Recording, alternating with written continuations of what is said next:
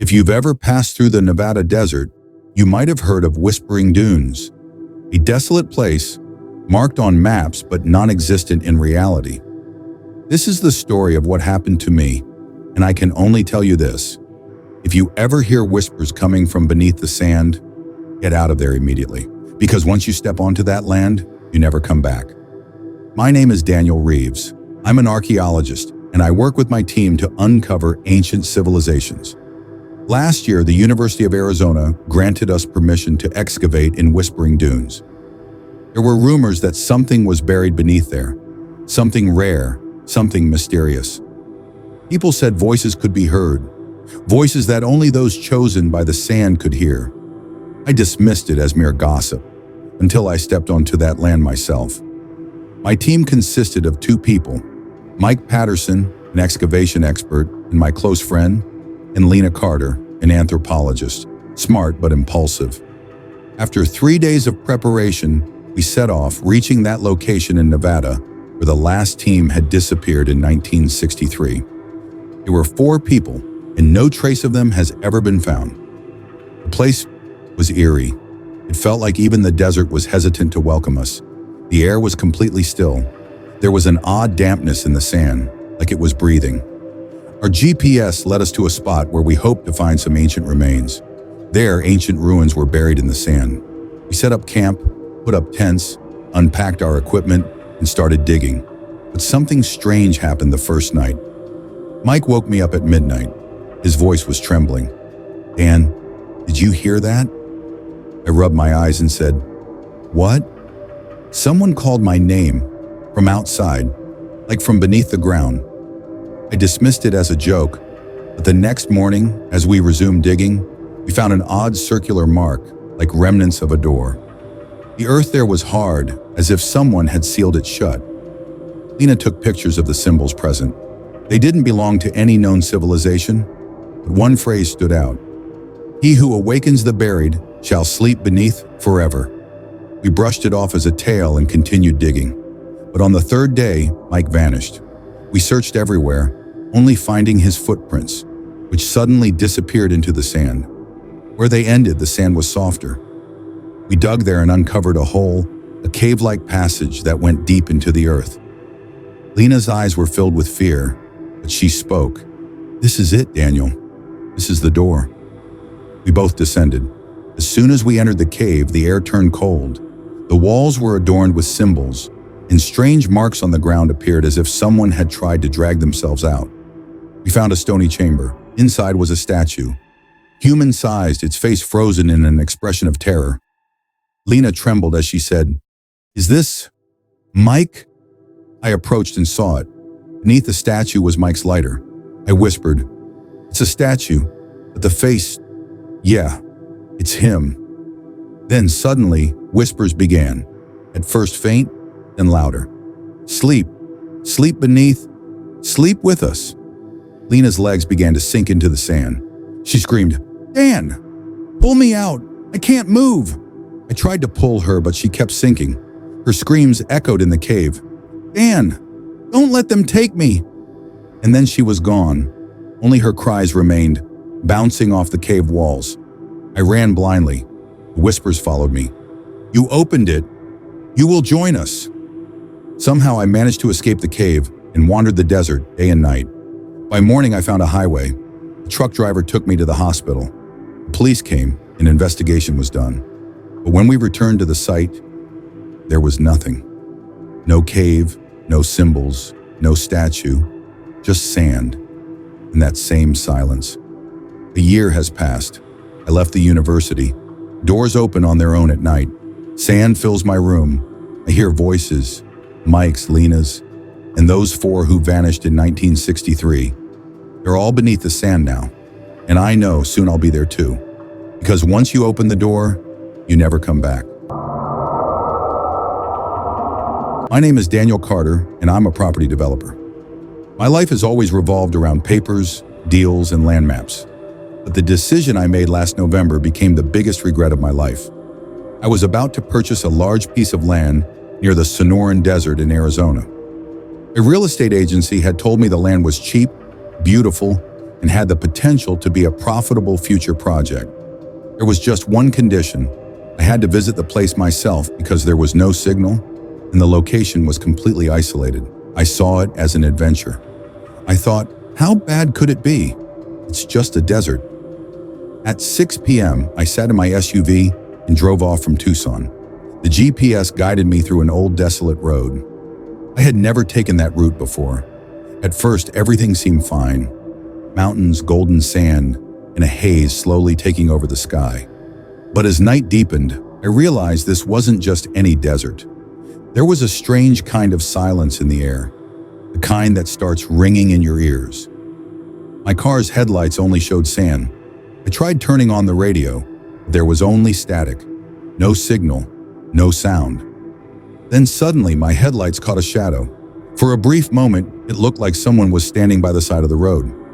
I stopped the car and stepped out, but there was nothing, only my footprints in the melted sand. I got back in the car and continued driving. I wasn't in a hurry to see the land anymore. I just wanted the sun to rise. But as I moved forward, I felt I was going in circles.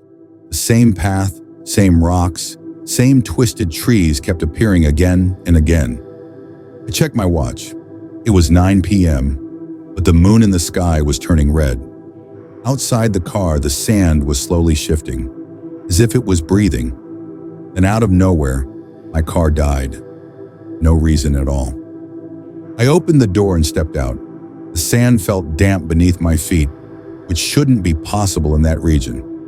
Under the moonlight, I saw a figure in the distance. I squinted. It looked like someone was sitting in the sand. "Hello?" I called out. The shadow moved. I stepped forward, but as soon as my foot touched the sand, it started to sink. The sand pulled in my shoe. I quickly stepped back and barely avoided falling. When I looked up again, the figure was gone. I took out my flashlight and started walking into the desert. With every step, I could hear the faint hiss of sand and eerie whispers. It was like someone was saying, "Go back," into my ears. I reached behind a dune and found an old, crumbling shack. The door was half open and there was light inside. I hesitated, but because of the cold and loneliness, I pushed the door open. Inside was an old map with the location of my land marked on it, but around it were circles drawn in blood and one sentence: "The sand remembers, the moon listens." I was about to step back when the door slammed shut. The light went out.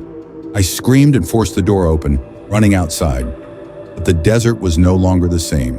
Under the moonlight, human shapes began forming in the sand, as if something was rising from beneath. A shadow moved toward me. I ran. Out of breath, I kept running, until those shadows disappeared from sight. After hours of wandering, I reached a high point where I finally got cell signal. I immediately called a local ranger and described my location. They said they could reach me by morning.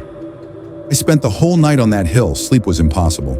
Below, the sand was still shifting, and sometimes I felt like someone was watching me from beneath the hill. Morning came, and the rangers arrived. Everything looked normal, like nothing had happened. But my car was gone. That map, the shack, the shadow, everything had vanished. But on my arm, the words still remained: "The sand remembers." I left Arizona, canceled the land deal. But even now, whenever there's a moonlit night and I see an image of sand, I hear that whisper again. Everything buried in the moonlit sand comes back. My name is Ethan Walker, and I am a photographer. My job involves capturing images of rare and mysterious locations.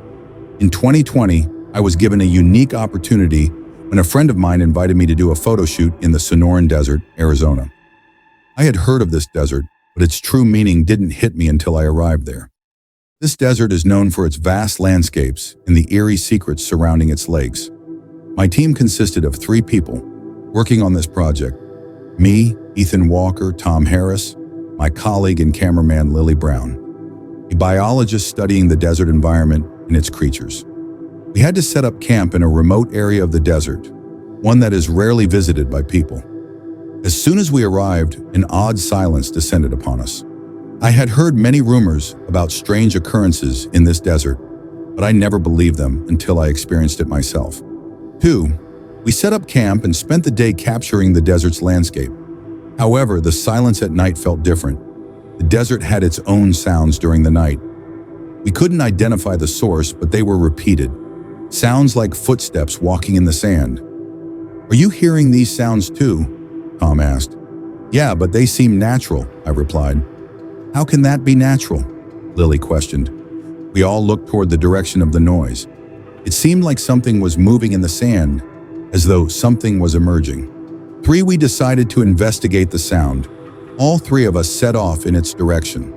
The further we walked, the louder the noises became, but there was still nothing visible in the sand. Then suddenly we came across a strange sight. Beneath a large rock, there was a deep cave, emitting a faint light. "What is that?" Lily said, her voice filled with fear. "We should go in," I said, and we began heading towards the cave. As we approached, a cold breeze greeted us. Inside the cave, there was an eerie glow, as though something ancient was casting light.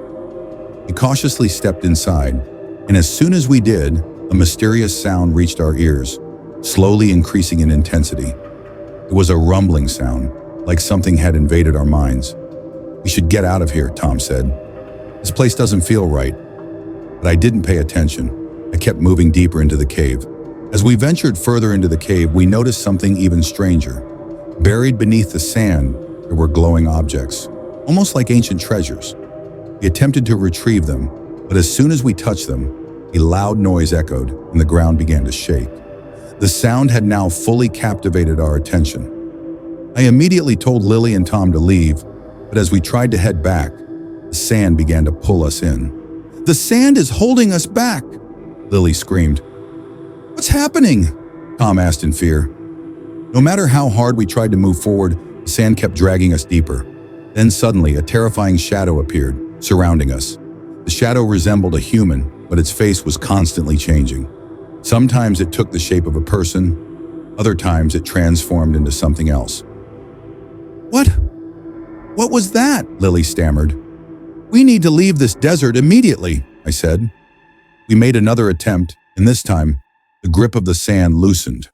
We managed to get out and made our way back to camp. Our conditions were deteriorating. All three of us fell silent in fear. A few hours later, we decided to leave the desert and head back to the city. But as we packed our gear and tried to leave, a strange light appeared in the distance. It was far away, but it seemed to be moving toward us. "What is that?" Tom asked in surprise. "We need to get out of here," I said. "It's following us." We quickly grabbed our bags and tried to make our way out of the desert. When we finally reached the city, we realized that everything we had seen was real. We had never understood the truth about this desert. A place we thought was ordinary would never leave us. To this day, the shadow and those sounds are part of my life, and I know sooner or later they will return.